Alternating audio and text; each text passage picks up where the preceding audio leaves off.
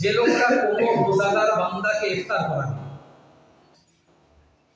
আপনি কোনো একজন রোজাদারকে ইফতার করাবেন, হুজুর জানিয়েছে যে ওই রোজাদার বান্দা রোজাই থেকে যতটা সওয়াব পেয়েছে, অধিকার হয়েছে, যে লোকটা তাকে ইফতার করাবে ওই মানুষটা ওই পরিমাণ সওয়াবের অধিকারী হয়ে যাবে। বলুন সুবহানাল্লাহ।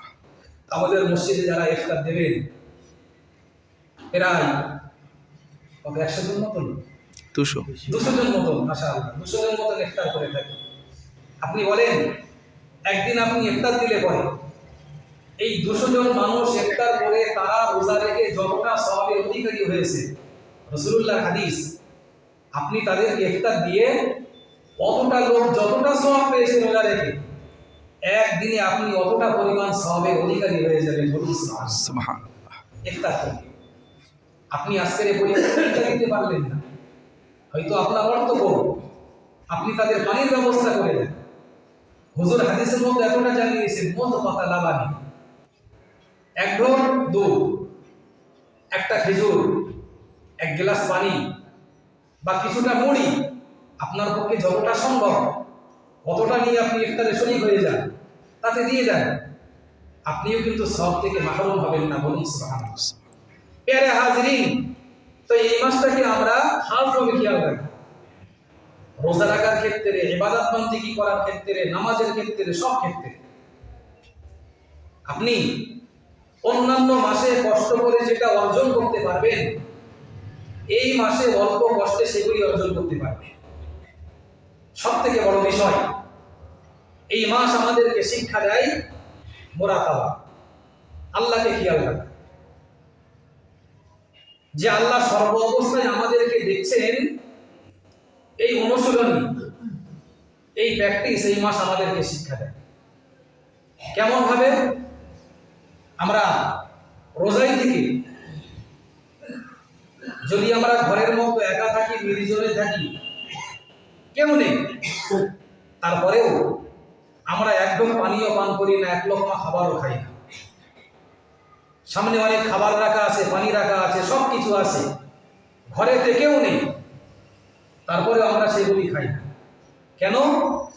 এই জন্য যে আমরা বুঝতে পারি এটা আমার আল্লাহ দেখছে। আমি রোজায় আছি, যদি আমি এই একটুখানি খাবার খাই বা অল্প পরিমাণ পানি পান করি, আমার রোজা নষ্ট হয়ে যাবে।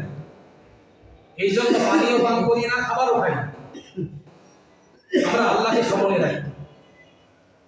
এই রোজার কিন্তু একটা বড় শিক্ষা, যে আল্লাহকে মুরাকাবায় আনা, আল্লাহকে খেয়ালে রাখা, যে সর্ব অবস্থাতে সর্বকর্মটা আমার আল্লাহ আমাকে দেখছে। এই যে আমি আলোচনা করছি, আমার আল্লাহ দেখছে। এমনকি আমার মনের অবস্থা সেটাও আল্লাহ জানে, কোন নিয়তে আলোচনা করছি, আপনি কি অবস্থায় বসে আছেন সেটাও আল্লাহ দেখছে। আপনি বসে বসে কতবার আল্লাহ বললেন মন্তরে, সেটাও আল্লাহ দেখছে। একটা হাদিসের মধ্যে এসেছে, যদি হাদিসে কালাম, যে ওই আল্লাহ পাকের জিকির যেটা মানুষ অন্তরে অন্তরে করে, জবান নড়ে না, কিচ্ছু হয় না, যেটাকে জিকিরে কলবি বলা হয়ে থাকে, অন্তরের জিকির, তার সওয়াব আল্লাহ পাকের ফেরেশতারাও লেখেন না, এবং তার সওয়াব এত পরিমাণ বেশি, যার প্রতিদান স্বয়ং আল্লাহ পাক রব্বুল আলামিন নিজেই দান করেন। বলুন সুবহানাল্লাহ। কারণ ওটা রিয়া মুক্ত, লৌকিকতা নেই তার মধ্যে কোনো প্রকার, কেউ জানে না, আল্লাহ পাকের ফেরেশতারা পর্যন্ত জানেন না। একটা হাদিসে এসেছে যে জিকিরে কলবি, তার প্রতিদান সওয়াব আল্লাহর কাছে অনেক বেশি।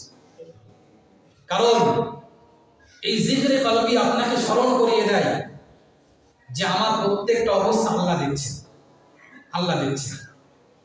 আমি বাড়িতে যে কাজ করি না কেন সেটাও আল্লাহ দেখছেন।